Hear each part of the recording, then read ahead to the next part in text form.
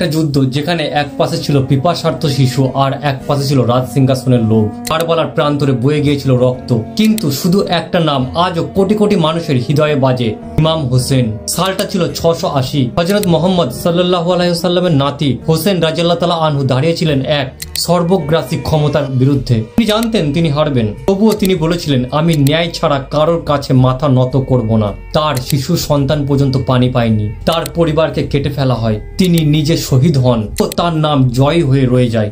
কিন্তু আজ যখন মহরম আসে তখন কেন বিভেদ জেগে ওঠে?